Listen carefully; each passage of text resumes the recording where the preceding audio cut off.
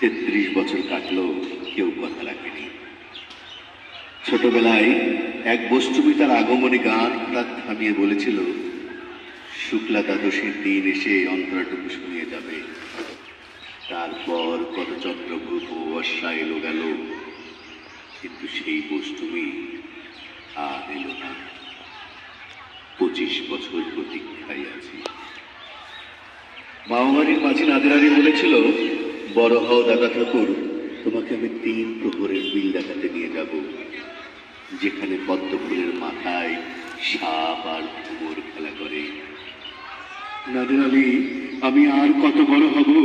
আমার মাথা ঘরের ছাদ পুরি আকাশ স্পর্শ করলে তারপর তুমি আমায় 3 প্রহরের বিল দেখাবে। একটাও রয়্যাল বই কিনতে পারিনি।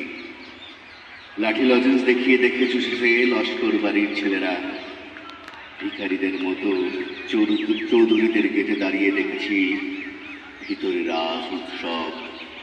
অবিরল রঙের ধারার মধ্যে সুবর্ণ কঙ্কন করা ফর্সা রমণীরা কত রকম আমোদে হেসেছে।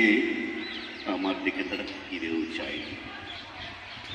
বাবা আমার কাজ শুয়ে বলেছিলেন, দেখিস একদিন আমরাও। বাবা এত অন্ধ, আমাদের দেখা হয়নি কিছুই। সেই রয়্যাল গুড়ি, সেই লাঠি লজেন্স, সেই রাস উৎসব আমায় কেউ ফিরিয়ে দেবে না। বুকের মধ্যে সুবর্ণী রুমাল দেখে বরুণা বলেছিল, যেদিন আমায় সত্যিকারের ভালোবাসবে সেদিন আমার বুকেও এরকম আদরের গন্ধ হবে।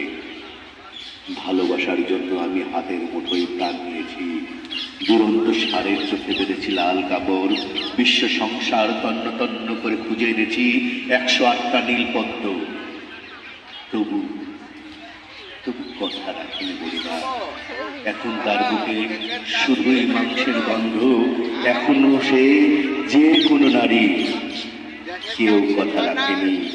33 বছর কাটলো, কেউ কথা রাখে না। ধন্যবাদ।